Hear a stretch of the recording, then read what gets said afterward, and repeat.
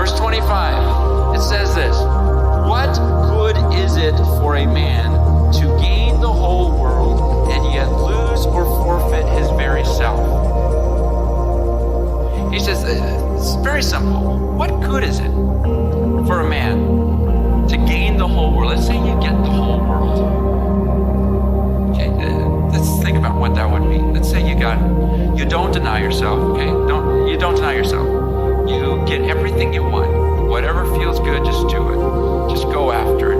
And let's say you get everything you want, okay? You gain the whole world. Let's say billions and billions of dollars, okay? You got an unlimited amount of money.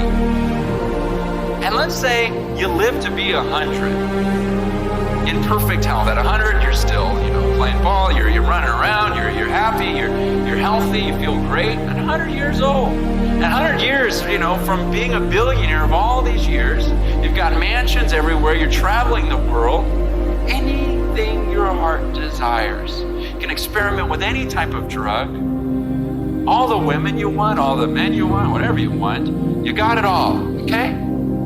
This is 100, just everything your heart desires you get. You're famous, you don't ever, ruin your reputation by following Jesus and preaching. None of that. You deny it, you just have an absolute blast. Say for 100 years, you did it. You lived the happiest life of anyone who has ever lived on this earth. Let's just say you just had the most fun, most pleasure. And then you die. You die and say the first 30 seconds of being in hell. Okay, the Bible describes hell as total darkness. And yet at the same time, it refers to it as a lake of fire. So you're in this burning heat in total darkness. It says that you'll hear this weeping and gnashing of teeth, just this wailing everywhere for 30 seconds. These are Jesus' words as he described that destiny. After 30 seconds of being in that darkness and knowing this is what life's going to be from here on out, are you going to look back at the 100 years and go, well, it was worth it? Maybe. But how about after an hour or a day? How about after a year? How about after 100 years of that? Think about that. You had your 100 years of pleasure, now 100 years total torment. About 200 years or 300 years. Realizing you've got thousands to go, you've got all of eternity, and that's all you have to look forward to forever. At what point will you finally go, it wasn't worth it? See, Jesus' statement is, what good is it? What gain is it if you gain the whole world? Okay, you got it all, but then you forfeit or you lose your very self. Matthew and Mark use the word your very soul, meaning your soul is your real self.